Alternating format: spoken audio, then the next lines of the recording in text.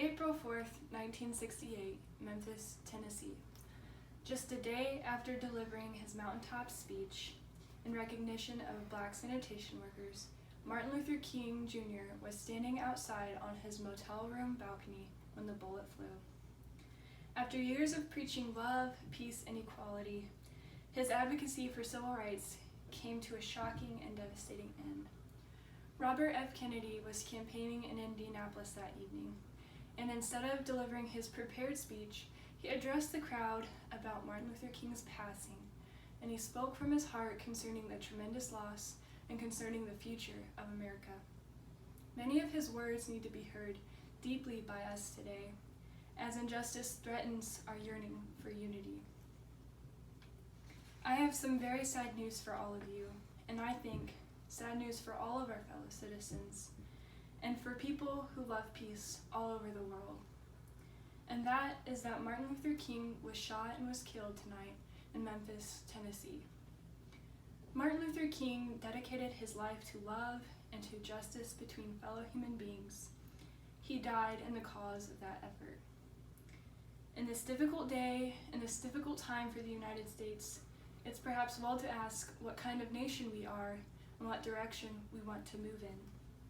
For those of you who are black, considering the evidence evidently is that there were white people who were responsible, you can be filled with bitterness and with hatred and a desire for revenge.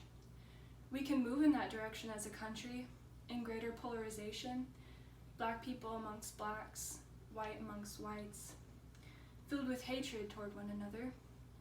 Or we can make an effort, as Martin Luther King did, to understand and to comprehend and replace that violence, that stain of bloodshed that has spread across our land, with an effort to understand compassion and love. For those of you who are black and are tempted to be filled with hatred and mistrust of the injustice of such an act against all white people, I would only say that I can also feel in my own heart the same kind of feeling. I had a member of my family killed, but he was killed by a white man. But we have to make an effort in the United States. We have to make an effort to understand, to get beyond or go beyond these rather difficult times. My favorite poem, my favorite poet was Aeschylus, and he once wrote, "Even in our sleep, pain which cannot forget falls drop by drop upon the heart, until in our own despair, in our own distress, comes wisdom, through the awful grace of God." What we need in the United States is not division. What we need in the United States is not hatred. What we need in the United States is not violence and lawlessness, but is love and wisdom and compassion toward one another, and a feeling of justice towards those who still suffer within our country, whether they be white or whether they be black. So I ask you tonight to return home, to say a prayer for the family of Martin Luther King.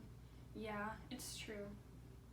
But more importantly, say a prayer for our country, which all of us love, a prayer for understanding and that compassion of which I spoke.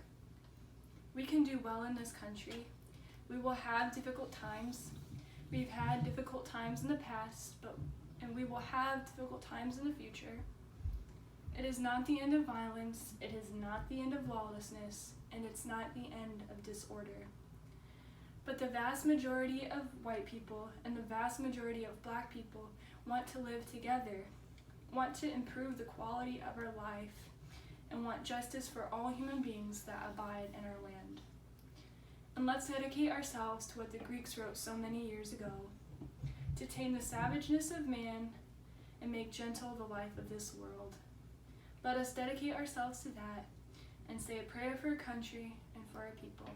Thank you very much.